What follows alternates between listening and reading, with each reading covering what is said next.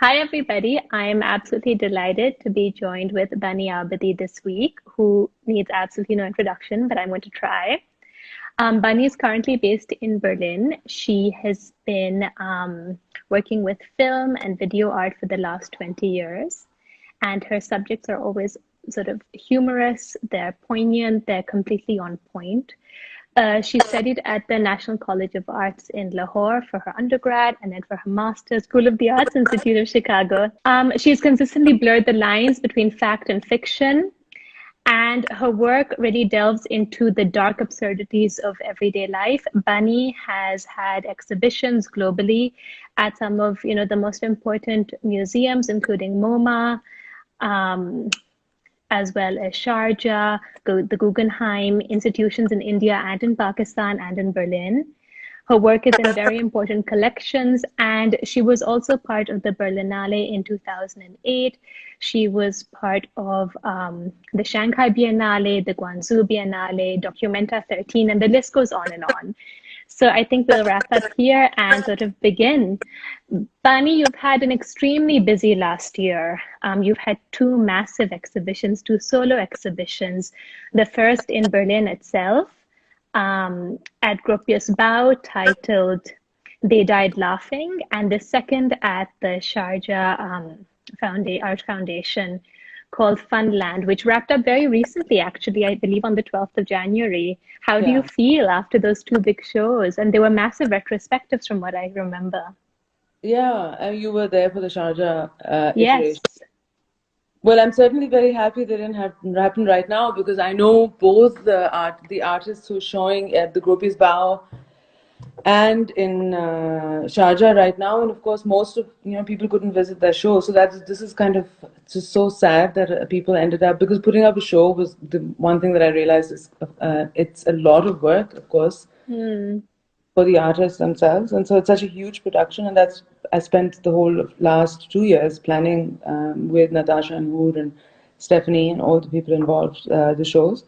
So, yeah, I think I just really hit the right moment because they got wrapped up in January.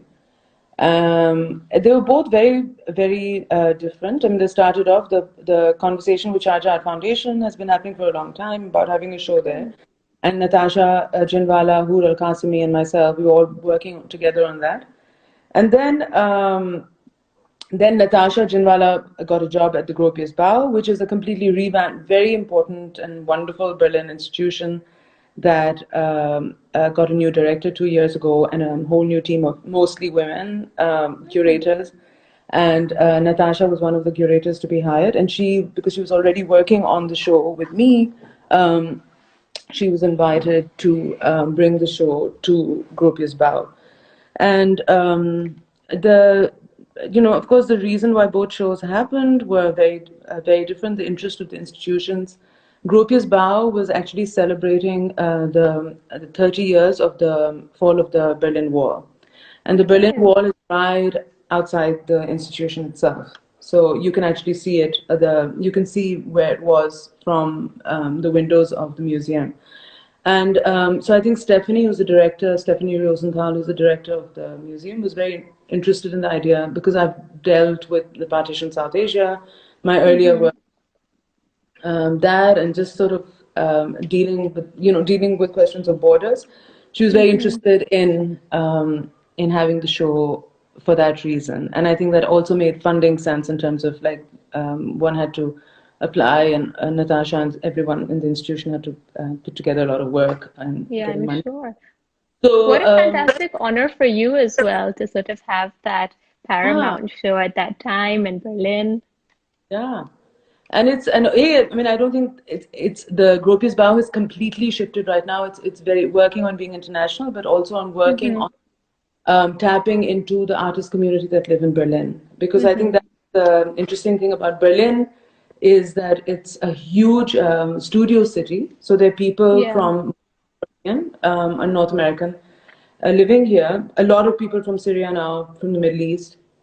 But that many artists one hears of that, oh, so and so also lives in Berlin, but it's not a small community. So, I mean, I've had and I still have quite an introverted, sort of domesticated life here. And Mm. So for that, it was kind of a coming out in Berlin, and it was incredible. I wasn't really ready for it, and it was really fun. And it's been nice because there've been people who reached out, and so some friendships have happened, and I've gotten to know people in the art community here in Berlin. But apart from friendships and sort of more intimate and fun encounters, it was a really well visited show. So it was the most visited show of the year, and it was and interestingly, I think because Natasha very clearly chose to pitch it as talking about my form and the kind of thing I'm interested in, rather than it be about being me being a Pakistani artist, which is I take as a default. I am that, and people should know Yeah, that. exactly. Right? So I think that it was interesting to observe that the press really went with it, and they enjoyed it for its satirical qualities and the way I make films, and that. So it was. I really was quite relieved and impressed at the way German media covered the show. Mm. So, that was wonderful. And then actually, the moment it closed, 2 weeks later, it like a month later or 2 weeks later, very shortly after that, it opened in Sharjah. What a And quick turnaround. very quick. So we just got packed up and everything got flown over. Yeah. So that was really interesting. And Sharjah was a completely different experience. I mean, also that living in Berlin, in Germany, in a sort of cold environment, not really feeling that I belong in many ways. I don't feel I belong. In many ways, I do, of course. Yeah. Sharjah has always felt very, and from the moment I went there to see the institution, it felt very much like Karachi. So there's Yeah, Bogle. yeah. I've always felt that as well about Sharjah. It feels like a much cleaner version of Karachi, kind of more open as well. Kind of place like Dubai. So it's Yeah. small, and of course everyone you encounter there, whether everyone, all the restaurants, the shops, everyone is Desi. So coming to Berlin and the fact that you can just hop over and have nihari, it's always been a homecoming for me, which is not going to Pakistan but going to the Emirates, and Sharjah especially has been Yeah. very heartwarming. And so I was very excited about the show, and it was actually the whole process was pretty incredible. And I have to say, and this is thanks to Hoor, that it is such an incredible institution, and I think it leaves like any artist would die to have go through this experience, because the way I was taken care of in terms of there was not a brick left unturned in terms of what Wow. to do, what equipment I needed. And we chose to show my work in an old Haveli, which is the Betul Sarkar. And it literally has a courtyard and 2 floors of rooms.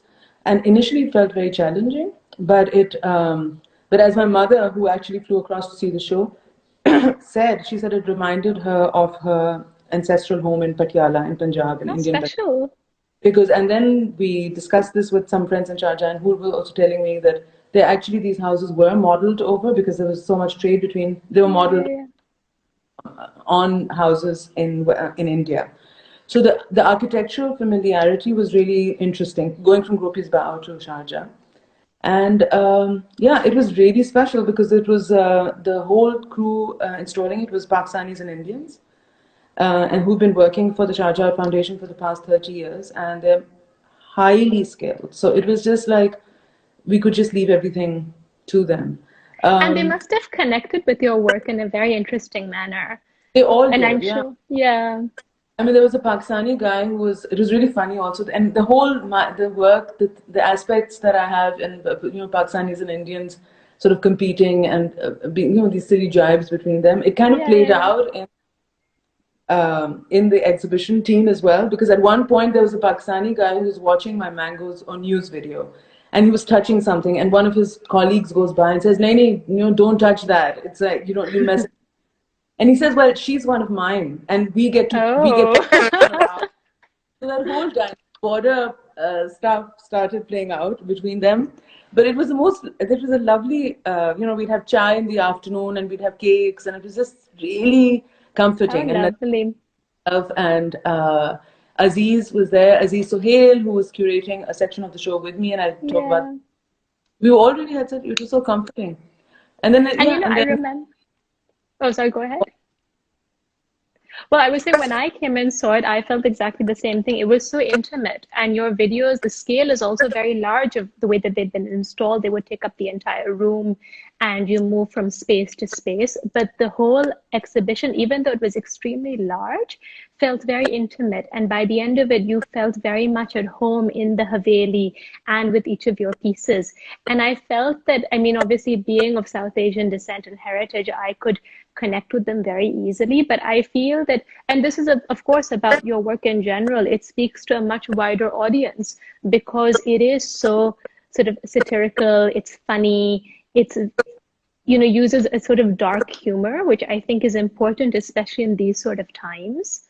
Humor is one of the tool that we have to kind of normalify things. Yeah, I mean, I think that between Sharjah did have, well, it had a very big, there were more people from the Middle East. It was completely also the architecture triennial, the Sharjah Art Foundation, the Sharjah Architecture Triennial that happened a month after mine opened. So there was a whole new host of people who came from Middle East, from South Asia. So that was really nice. And then because it was very different than the Berlin lot. And some of my come over from Karachi, my family was able to come. So it was very different, but completely different ethos. And so the bit about that's interesting about the Sharjah exhibition was that because it was happening so close to Karachi, literally like 1.5 hour away, I thought that it would be an interesting, because one of the things I had always sort of vowed to do was that when I would have a show in a museum where I had more space and time, that I would do a room that kind of I would curate a room that would honor or revisit or actually delve into what was happening in Karachi in the 90s, which is when I was just graduated from National College of Arts. And because that moment was very important for me, and that's a whole other discourse of why and all of that. Yeah. But what was really nice was that Hoor encouraged me, and she really loved the idea that we should do, within my show, we should do a room just actually looking at archives and the work of all my peers and people I was influenced by and who we were talking at that time. And I think Karachi at that moment is highly pivotal to my practice to this day. Very clear for the reasons it is. And so that was a really wonderful commission. And I then in turn invited Aziz Sohail, who is a curator and a scholar. One of his interests is Karachi in the 90s. And so he curated it with me. And it was a real fun thing. And then we were able to have a seminar later where people came from Karachi.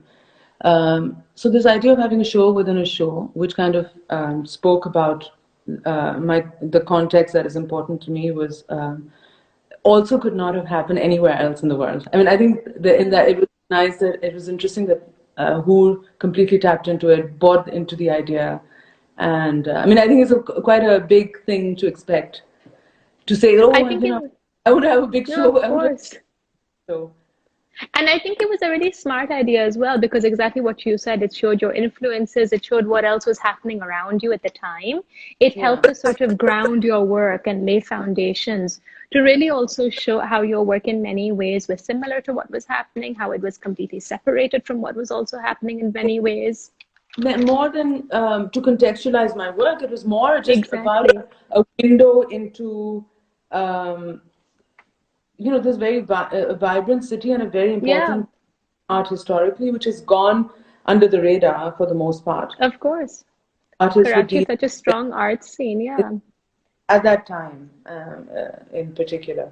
So and a lot of it was them working completely independently on their own with very little support from external factors as well. And I think that's wonderful. One of the things that you highlighted as well, how each of the artists themselves was playing a role in segmenting institutions or foundations or even art schools and really trying to put forward something that would change the fabric of their city.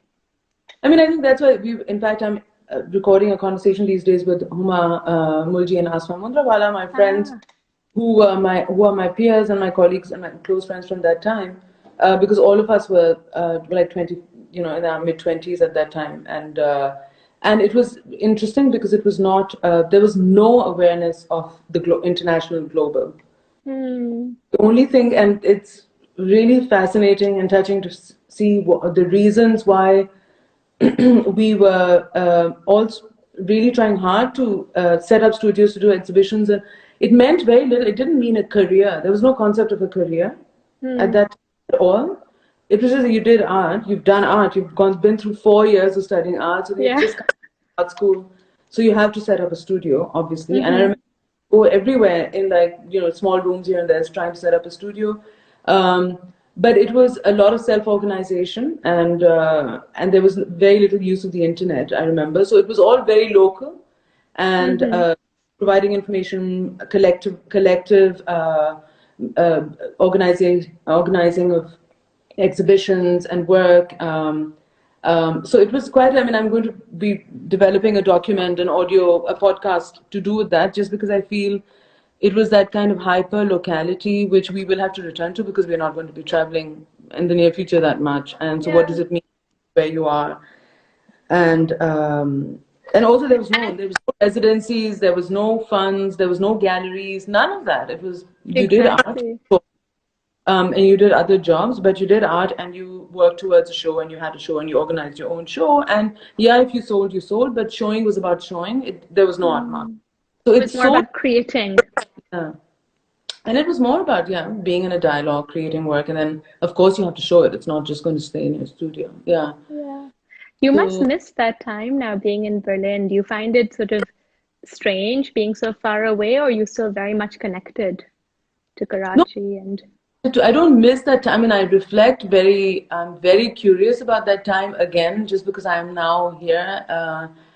So I'm very curious about that moment of what it meant for everyone in Pakistan, because I've also seen careers emerge, mine and others, yeah. in 20 years, and what has all of that meant. And of course, there's a lot of critique and a lot of celebration, multiple things, and lots of ways one can analyze where we all are.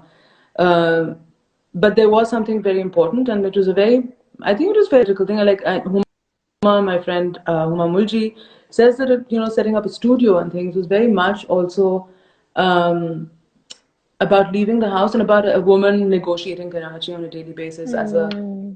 market. And so once we had made our foray into being individual sort of women, uh, young women in the city, it was also the studio spaces and places outside of the house, and the art college became a very vibrant space for people to hang out, as it is to this day. School, universities are, and so there was the community, and what it meant to organize was very important at that stage in our life.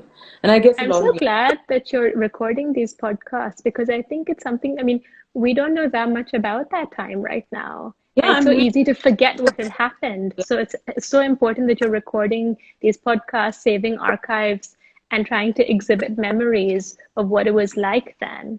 yeah. I mean, the exhibition was just that, and at the seminar in Sharjah, it was just that. It was kind of everyone really enjoyed it for that reason, because I think it's very quiet at that moment, and I think it would be nice if it's curated again. People revisit that moment. But in terms of my relationship with Karachi, I go back very often. I mean, now I don't know what's Hmm. going on, but I go back twice a year. My family is there, Yeah. and my mother and my sister and everyone. So it's very, up till now, I've been able to maintain going back on a regular basis. Um, who's writing? Okay, people are Someone has writing. written. Yeah. They write comments. All right, this is very distracting. Yeah. So we can keep your comments and questions for later. Yeah. So We'll deal with them in the end. I think, yeah, you were saying that about Karachi and being in Berlin. Um, there is a loss. I'm here. I live in Berlin for very logistical reasons. I'm Mm. Pakistani. Pakistan has an Indian passport, and we have to live in a third city or country. Um, so there's a loss, because I really I glean from details, and I really Yeah. need to have that a very daily mundane run-of-the-mill experience of living in Karachi or in different parts of Pakistan. Even Delhi I was happy in, because I kind of there were similar forms of ridiculousness in terms of just society that were playing out. So I miss out on the daily details that I usually work with. But then on the other hand, you're able to distill to a certain extent if you're living away. Mm-hmm. You have And that lens that lets you sort of look from far away. yeah, but I think it's a loss. It's not a sure shot. Mm. That it's like, being there is amazing. I feel that a lot of my friends are there, also very frustrated in different ways. So there's different things that different reactions to being placed there, becoming. I'm now an expat artist, and I find it horrible. I would have never thought. I would have never imagined that I am. And but I think it's going to it's going to change. I'm very invested, and I keep on thinking from that lens. I sort of, whether it's reading literature or history, it's a constant set of intellectual queries. I'm thinking, and I'm going to work with Karachi, but there's going to be more of Berlin somehow maybe happening in my work. I don't And know. that makes sense because that comes into your daily life, and your work is sort of about that, the sort of bits that you choose in happenings that you see around you. So it makes sense that your daily life in Berlin is going to start seeping into what you're seeing. It's quite natural in that sense. I mean, I've always felt that it's inspiration or sort of learning to read things. Mm-hmm. A place like Karachi would be, the thing is that I can read the city or people Yeah. because in my blood, and I kind of know it. So it's a combination of of having it in my gut and intellectualizing it.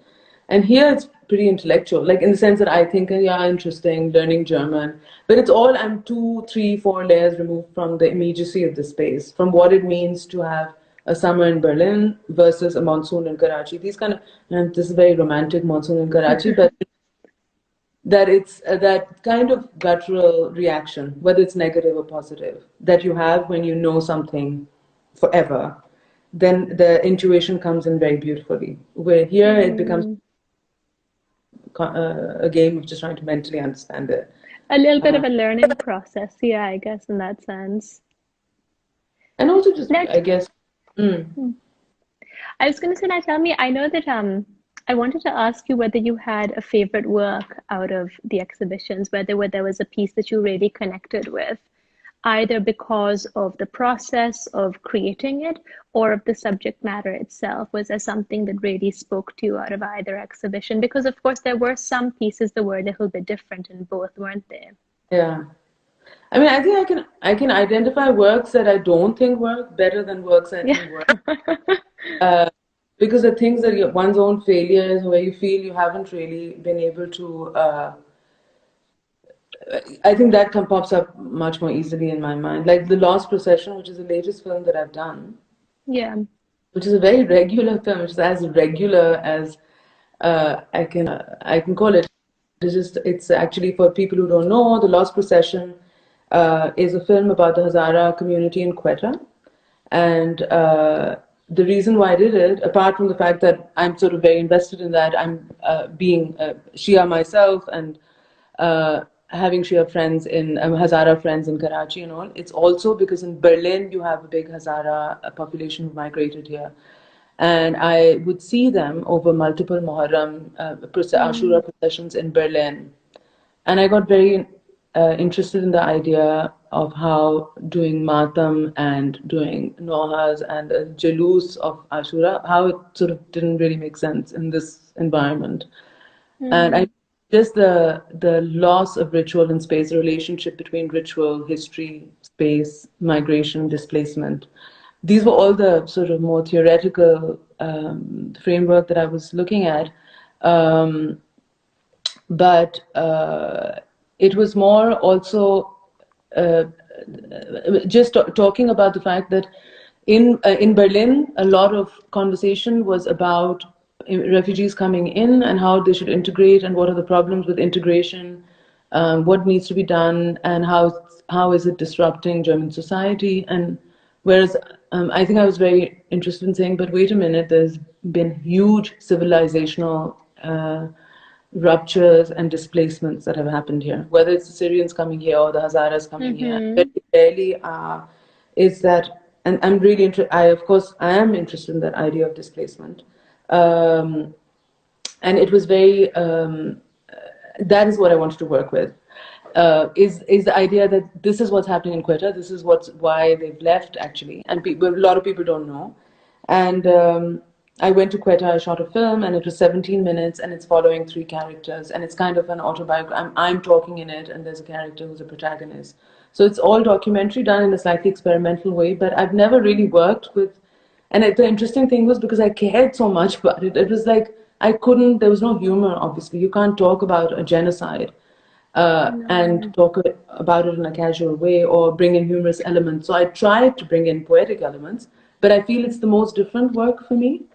So I I thought that as well when I saw it.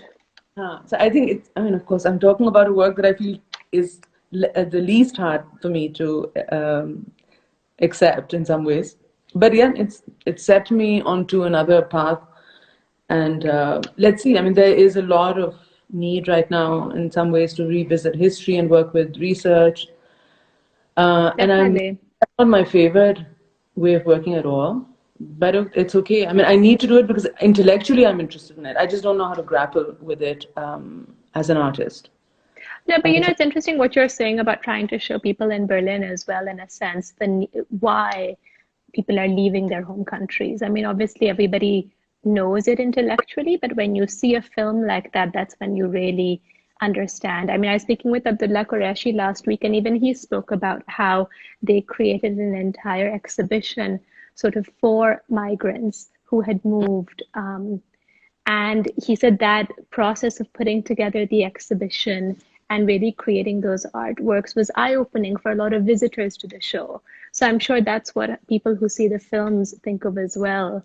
Did you have interesting responses to the exhibitions from people in Berlin, and also from, Yeah, I did mean, anyone, interesting there's comments, or was there something that surprised you? I mean, about this film, I think people were very interested and not know. I mean, people didn't know that there were people, the refugees who had come in this from Pakistan. Mm, But anyway, no. But it's also just coming back to the question of what can I work with when I'm in Berlin, and I think yeah, it again to questions of looking at refugees. So one of the things I'm interested in, and I'm thinking one of the things that I get drawn to a lot is this motif of people singing mm, in different languages and humming to themselves. And I see it on the bus, and I'm very struck by it because it happens in Punjabi, it's happening in Kurdish or in Turkish and Arabic, and they're old men and old women or young men, and they kind of filling in the soundscape of Berlin, and it changes it hugely.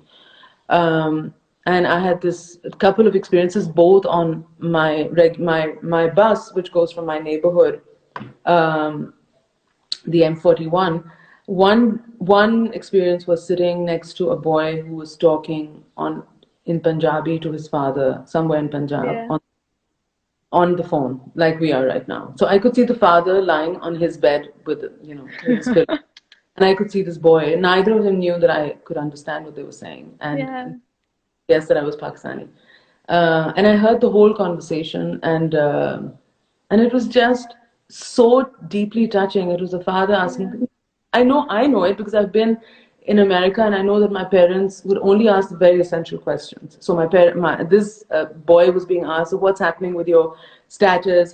When is your next meeting?" Only the very urgent questions. Yeah. That conversation, and then another moment of being in the train later in the evening at night, where there was a Kurdish man who was singing. There were 11, 12 people in the bus, and there was a really big Kurdish man sitting in the bus singing a cappella, like just singing really loudly, complete abandon, and people were just sort of stunned. It was just a very dramatic moment. And so these kind of memories are like in terms of observing things from my day-to-day life. This is what touches me, and it is, of course, very close to my situation of being displaced in some way. Yeah. There's a visceral relationship to language, and that one misses and tunes. Um, yeah, I forgot what I was saying. I was just saying to make another point about. Anyway, it's similar to so no, I'm saying that interestingly, I've been thinking a lot that the way this whole about physical distancing and virtual communication relationships, and a majority of refugees have virtual relationships. They actually live virtually in Yeah. the cities that they've left because their families are there. So the amount of conversations you hear on on Berlin public transport, where people are just talking to somebody somewhere else in another city, is so common. They've left And parts of themselves. huh?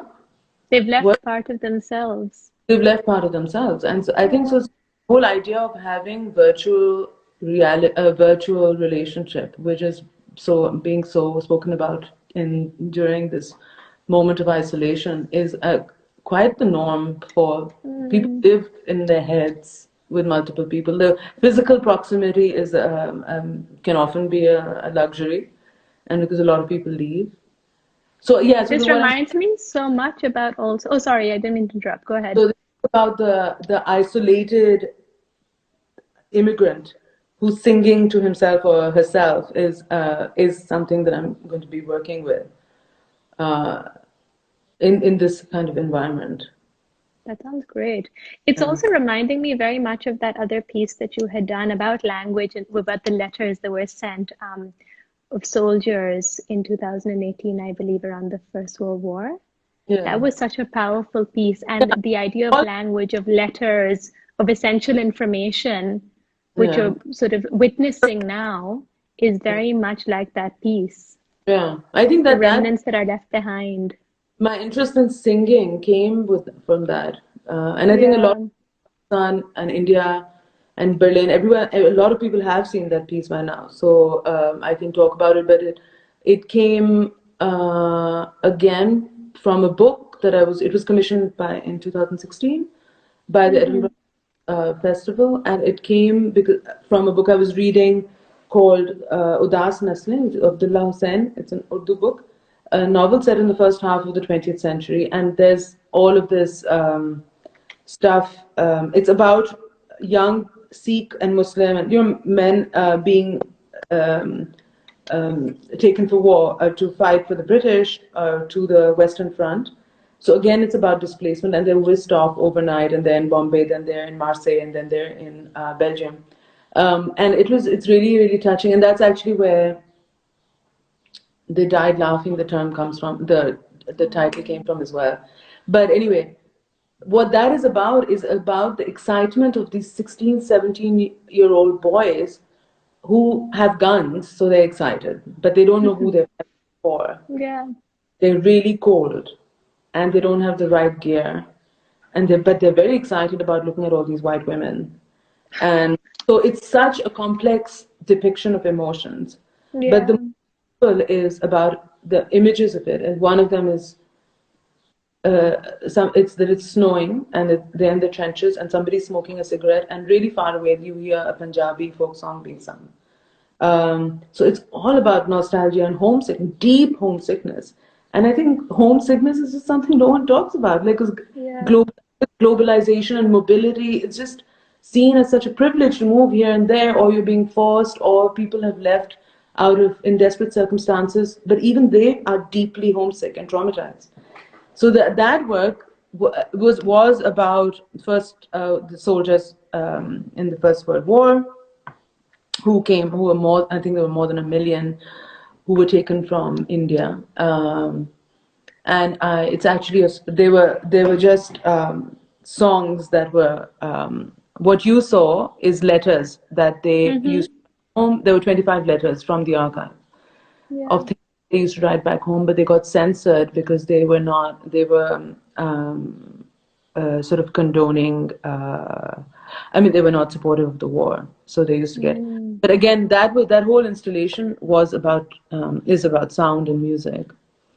So yeah, I think there's a very direct connection between music um, and this And idea of, memory. No, and music and memory, I think. Anyway, when you listen to a piece of music, it immediately transports you right back to where you were when you first heard it or when it really touched you.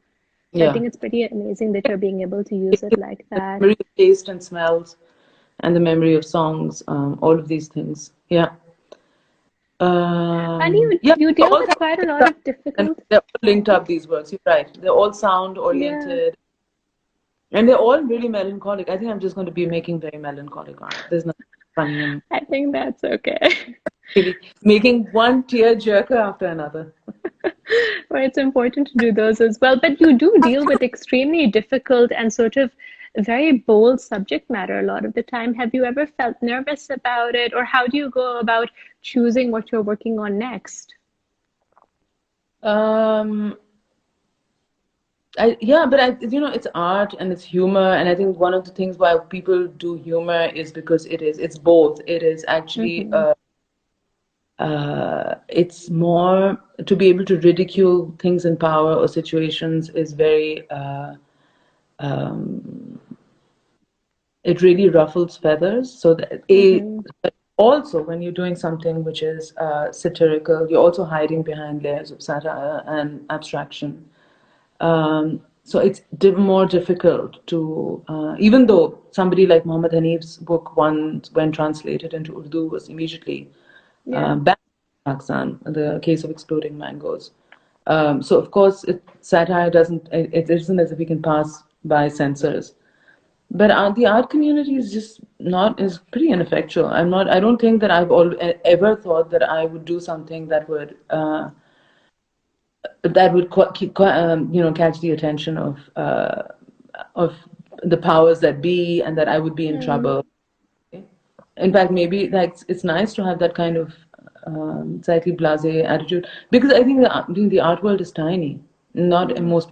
I mean, I think writers and bloggers and journalists are the ones whose lives are very seriously threatened, and Artists their manage to fly by underneath. their reach is far larger. So Yeah. I kind of hidden in the art world, and I think one can say a lot.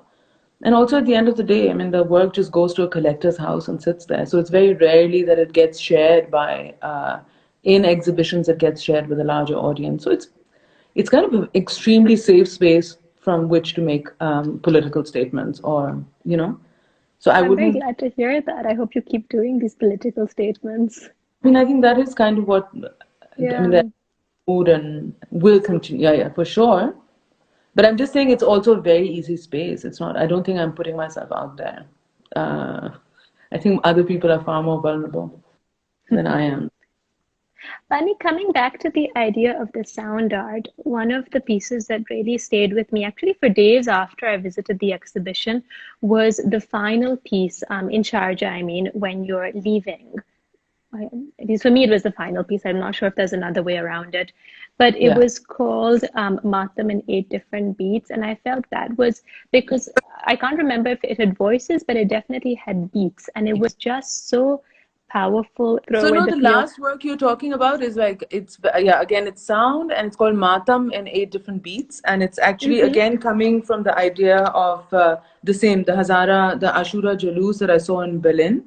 Mm, Um, and it was because I was very struck by the idea of how the beats of the Ashura, the Matam on, which is as a form of body percussion. So you're actually using your body mm, to create a beat, apart from the meaning of self-flagellating. Um, it's also that the memory of these beats lives in different communities, and I was thinking about how I know a lot of these rhythms and tunes, but no one else does here. And what does it mean to embody a beat through generations? And um, and then I started researching the different tunes and rhythms, beats of Matam in different parts of the world. So there's some in Nairobi, in Kenya, and then there was, and of course, in a lot of places where the Shiite community is under threat. It was in Bahrain and in Yemen, there were about six, Iraq, Iran, multiple places, Pakistan. So there were 7 different countries. I researched all of these, and a friend of mine, Jeremy Woodruff, composed this stuff together in the form of just Matam. So it's just it's the sound installation is organized so that there are 8 speakers, and you sit in the mm-hmm. middle, and it feels as if a procession of people is walking by, but just Yeah. with a beat. So it was just the beat of people, and I had that It performed in was so Berlin. moving. Thank you. Yeah, I think that it was. I was really I was really happy with that piece. I'm going to rearrange it a bit, but it was interesting because it was quite abstract in that Mm-hmm. it was, and then it was very evocative. The idea of the body and grieving, and of course, one of the things is these are all male bodies, and the idea of mass grieving of men is very pertinent. And what does that mean? So the idea that these men up and they're all, crying or Yeah. grieving for something. So it's like collective grieving. Matam means And grieving. grieving for something larger than just Yeah, your yeah. personal So grief. It's yeah. something so much I bigger. mean, the Ashura procession has always been very interesting for me as a symbol Mm, because it's actually a public. Procession is not just to show non-Shias what it is a public manifestation. So it takes on. yeah. It's a procession. It's probably the only time in a place like Pakistan where civil society comes together and goes out on the streets, right? Because otherwise it's just Yeah.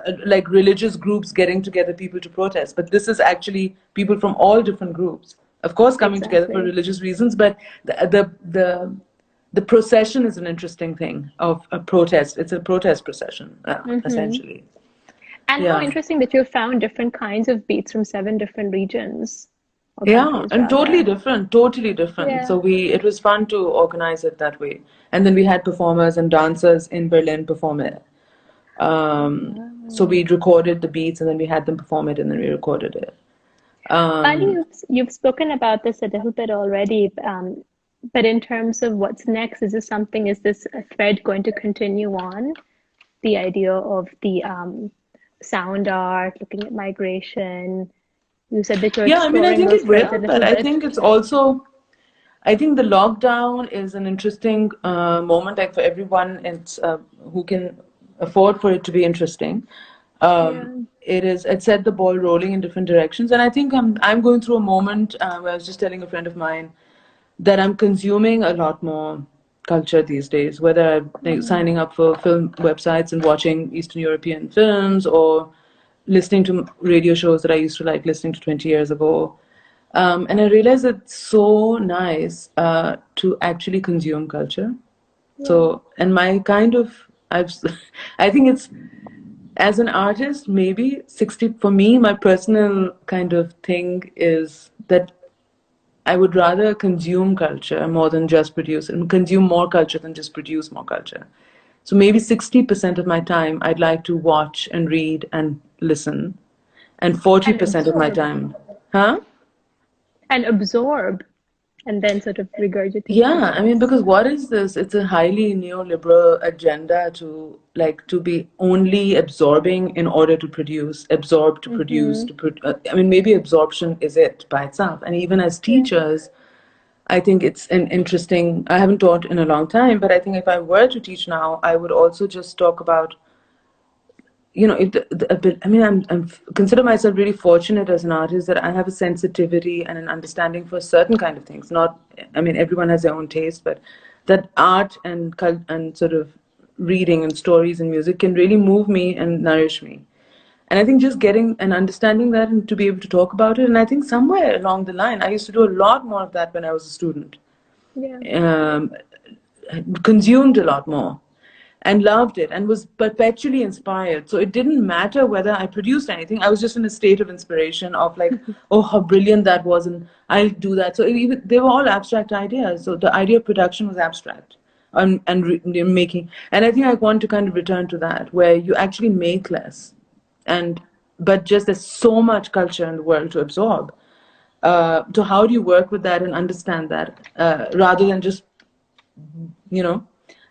It's sort of So. stepping off the rat race for a second and just taking a moment to pause and kind of reconsider where you are, what you're doing, what you're Yeah, paying attention to, and what's speaking to you. I think that's what this moment has been for a lot of people. yeah. And, And I think it's nice to hold it's on to it. been, I think we should only just be yeah, consuming. I think we should be, there's so much things that exist in the world out there that one really has to understand. And there's so much, why yeah. produce more? I mean, just like literally not even just in terms of like consuming IKEA. It's like, why this emphasis on tons of more art in the world is like, but anyway, that's just my No, thing. it's true. So, yeah, there were lots of major things that are happening mentally in terms of also, yeah, let's see. I'm busy with other projects. I just feel also that in terms of the market and art and what does it mean and how, the market actually creates a massive discrepancy in the art community of wealth. Mm-hmm. How does one move forward? Berlin has stepped forward and given all its artists 5,000 euros, like overnight. Fantastic. So Wow. I think more than 1 million people have got money from the German government just because they had lost their, some gigs that they were going to do in the next couple of months. So it's pretty phenomenal. And I think That's also the fact that people who've been killing themselves working have got a much deserved break off. Like mm-hmm. there are people and they just got money from the state to live in comfort for a couple of months, things settle That's down. so important. And I think it's something that a lot more governments need to do because it is, and I was reading that it is the art community, it's designers, and a lot of women actually who are being impacted the most by this loss of Yeah. work. Yeah. Especially since many organizations are either furloughing their sort of employees without pay or many are firing them. Yeah. And, people who have part-time jobs or, freelancing positions, what are they supposed to do? So it's hugely important that Germany has done this. Yeah. So it's Wow, important to well think that done. how we're going to move forward, Yeah, because clearly there's not enough money for everyone, and more than that, it's very there is enough money in the world for everyone, but not in the way it's just not distributed. split. But Yeah. so no, but it's but it's also how fragile people's lives are, and it's all artists here also, my friends and people. They literally live month to month in terms of getting a Mm, commission, or musicians live from gigs here in Berlin. It's an artist city, so it's not just about what's happening in fact, I think South Asian artists, from middle class South Asian artists who live with their parents, are actually much more secure in the yeah. financial. And here, it's much harder. Rents are vulnerable, everything. And I know that Um, a lot of landlords are not even being understanding in terms of non-big payments. They expect to be where? I mean, paid here, every I month. think they have to be. They can't actually. Okay, They good. can't. In But the no, I don't know. UK, I think they were being quite difficult about Yeah, demanding payments every single month. yeah, I was thinking, shall we look at questions for a little while? I think we have yeah. 5 minutes and then Instagram Sure. tends to like get rid of us. Okay. Someone is asking, haven't the monsoons or the summers or the seasons changed in Karachi from what you knew now? I asked because Okay, I that's a found the question. Lahore winter, yeah, to have completely lost its charm. Well, Lahore winter is so polluted now. That's why. Mm. I haven't been in Karachi in the monsoon, but the smell of the earth and is I remember. So I've been there when it's rained in winter. And it stays with you. Uh, It's a sort of smell that doesn't go away, yeah. I'm sure. How does So it's not the revisiting same thing when history? it rains here at all. I mean, apart No. from the fact that every Berliner is weeping when it rains, and there's some of us South Asians who are like still have some memory of like pakoras should be made, even though it rains And most of the tea. time here. But anyway, Achan, who's this? Kamran, And how does revisiting history help inform your artistic practice? I'm sorry, it's a bit general, but your perspective is important. I think history is just like there's just vast amounts of things, and it destabilizes all forms of understanding that you have of the current, of the present. It destabilizes it, it enriches it. But how the big challenge for me is how to translate, because it's so eye-opening, and it in itself it's so interesting, that the desire to transform it into an art project, because I've never been in the business of teaching anyone anything. So if I love a bit of history that I'm reading or I'm getting exposed to, I don't necessarily know how to project it onto other people. But of course it totally it changes perspective completely. Okay, I'm going to Fazal, these are really moving oh, instants. Thank you, Natasha Fazal. has a comment, and Natasha Jinwala. I feel sometimes Bani's ideas of her work comes up as a joke or dinner table conversation with friends.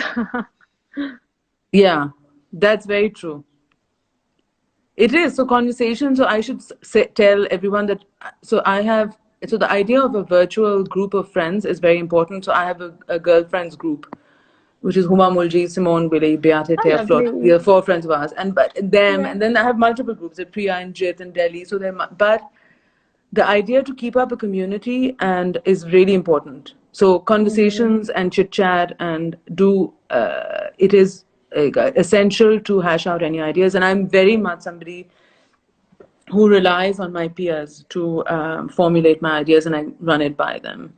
So Natasha's right. It's very important to have that sort of core group of people who then kind of, especially since I think talking through ideas often is just better for you as a person. It doesn't matter what other people say or what their opinions are really. It's just that every time you talk about something, you kind of reorganize it in your mind and re-clarify it. At least that's what I do. But conversations are the only way where you actually present an argument, somebody challenges you, argue back, and that's where it grows. I mean, when you're sitting alone at home, it's quite dead. So I mean, that's why I think that even with a lot of my friends, we all work with very common themes because we all it comes out of conversations and collective interests.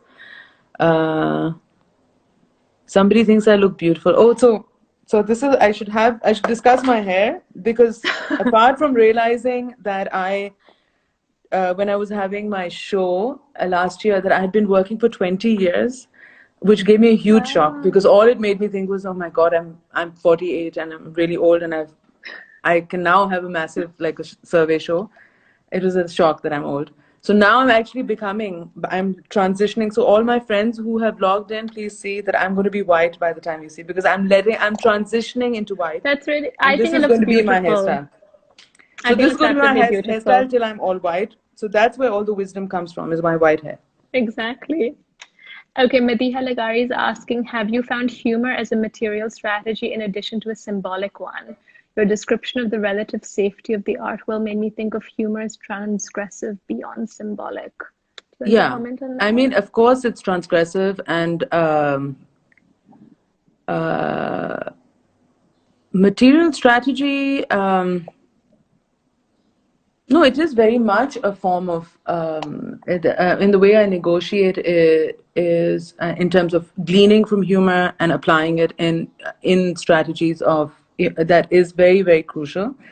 I think humor is, the transgression or the efficacy of humor, I would say that in recent times, a very good instance of it is the nature of the Aurat March in Pakistan, the way they're organized. And the sort of, old forms of feminism, which were very, very deliberated and had a lot of work and good intentions and research behind it. What has happened with the younger generations is that that, for instance, the transgressive and the destabilizing factor, the moment young women started cracking jokes about men couldn't handle it. It's never ruffled feathers as much as the new slogans of the Women's March in Pakistan have done. And I think that's a really good, how humor had the potential of it to really make people uncomfortable is pretty phenomenal. And it's really enabling. It's like, it's to be able to laugh at somebody immediately gives you agency of, to a huge proportion. Okay, do you believe that all art is political? I would love you to also use art as a political tool and how an art can produce work, if they ever can. How an artist can produce work feeding themselves from this notion. Produce work feeding themselves. No, I don't think all art is political. Being an artist is pretty political, I feel. I think it used to be pretty political, that because being an artist meant that you were slightly outside of normal society. Of average, and you didn't conform. I don't think all art is political. I think art deals with all forms of aesthetics, and it shouldn't all have to deal with. And what politics is also a very broad question, but it deals with incredibly nuanced things that have to do with form, which is very important for humanity.